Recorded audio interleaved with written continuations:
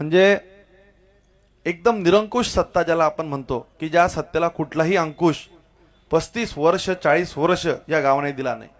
एका परिवारात एक छत्री अंमल त्यांच्याकडे दिला। मला त्यांच्या देण्याबद्दल दुमत नाही आहे, पण या गावाला ते काही डिलिव्हर करू शकले नाही। या गावाला त्यांनी काही दिलं नाही, याचं दुर्दैव आहे। मी एक कधी मान्य करतो, माझे विरोधक जरी असतील त्यांनी जे काम केलं, मी मोठ्या मनाने सांगतो की राजूदादांनी पाणी पुरवठा योजना केली, पण ती पाणी पुरवठा योजनेची आजची परिस्थिती काय आहे? किती दिवस आपण ती पाणी पुरवठ्याच्या जोरावर पुढे जाणार आहोत? पाणी पुरवठ्याची आजची परिस्थिती अशी आहे, जिल्ह्यातला सगळ्यात जास्त मेंटेनन्स जर कुठला असेल तर चाळीसगाव पाणी पुरवठ्याचा आहे। ते जे पाईप त्यावेळेस वापरले गेलेले ते पाईप आता कुठेही वापरले जात नाही। तेव्हाही ते पाईप वापरले जायला नको होते, परंतु त्यांनी ते पाईप वापरले आणि आज एकच पंप फक्त चालू आहे आपला। जर दोघं पंप जर चालू केले तर पाईपलाईन डायरेक्ट लिकेज चालू होते, त्याच्यामुळे एकाच पंपावर गाव पाणी पित आहे। खरं तर त्या परिवाराला 35-40 वर्ष लोकांनी इतकं प्रेम दिलं। मी तर म्हणतो की इतकं रामचंद्र भाऊ जाधव इथं आहेत, जाधवांवर एवढं प्रेम केलं या गावाने, पण जाधवांनी त्यांच्या पदरात काय टाकलं आता हा एक मोठा चर्चेचा विषय आहे। रामचंद्र भाऊ राजकारण म्हणून सांगत नाही। आज बघा प्रशांत नानांनी हा ब्रिज बांधला आणि आज योग असा आहे प्रशांत नाना पुन्हा दुसऱ्या उद्घाटनाला आहे। प्रशांत नाना सुरुवातीला असताना अनिल दादांच्या काळात हा ब्रिज झाला असं सांगण्यात आलं।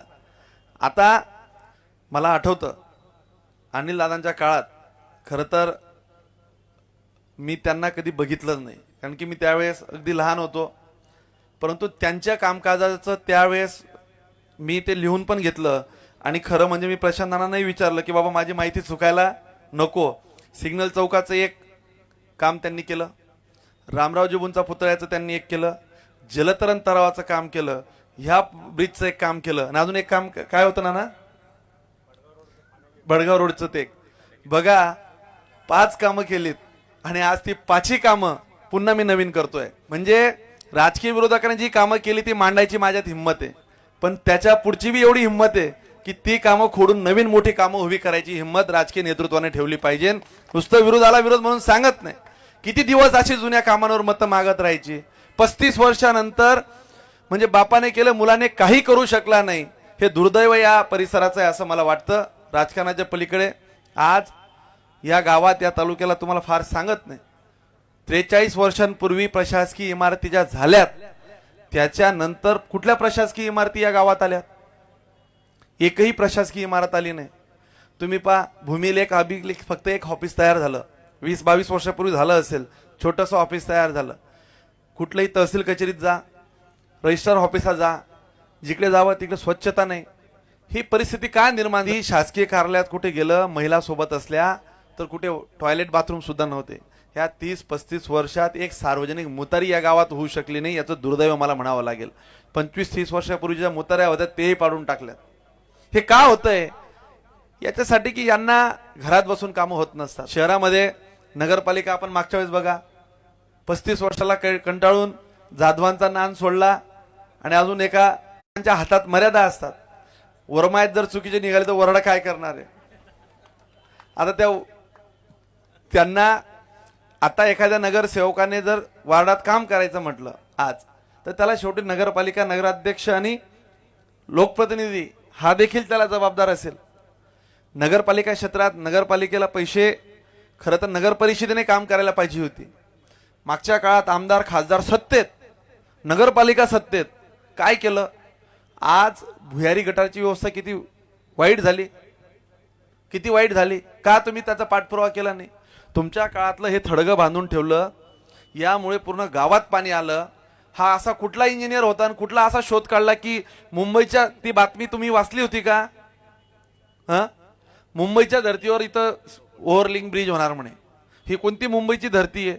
इथलं परिसर पाहिलं तर लाज वाटते। भावांनो, या नदीच्या संदर्भात कायम 4-6 महिने झाले दिलीप दादा चर्चा असायची की याचा बदल करा, बदल करा, नुसती चर्चा व्हायची। मग कोणीतरी यायचं। या गावात गार्डनची व्यवस्था नव्हती। सुवर्णाताई गार्डन किती वर्षांपूर्वी झालं, त्या गार्डनची काय परिस्थिती आहे? राजकीय विरोधक म्हणून करत नाही, ते त्यांच्या आईचं नाव होतं आपण त्या नावाला बदलवा, याला बदलावा, नाव बदलावायच्या भानगडीत आपण पडलोच नाही. परंतु काही राजकीय विरोधक आहे, आता त्यांना पिवळं दिसणार, त्यांना करणार काय? त्याच्याकडे आपल्याकडे औषधही नाही. जर औषध राहिलं असतं आपण त्या आमदारांनी औषधही विकत घेतली असती की बाबा ह्या लोकांना औषधं द्या आणि यांना चांगली दृष्टी आली पाहिजे. बघा, विरोधकांना जाहीर आव्हान आहे, माझी आकडेवारी त्यांनी खोडून दाखवावी. एखाद्या माझं आव्हान आहे, त्यांनी माझ्याशी विकासाची लढाई लढावी. जातीपातीचं राजकारण, गटागटात भानगडी, मागच्या कार्यकाळामध्ये 5 वर्षाच्या अगोदर, मी आमदार होण्याच्या अगोदर इतक्या खोट्या केसेस झाल्यात. ह्या 5 वर्षामध्ये कोणी सांगावं की राजकीय विरोधकाला संपवण्यासाठी आमदाराने खोटी केस केली. जे असेल पोलीस प्रशासनाला आपण सांगतो की बाबा नियमात करा, चुकीचं होत असेल तर चुकीच्या गोष्टी थांबवा.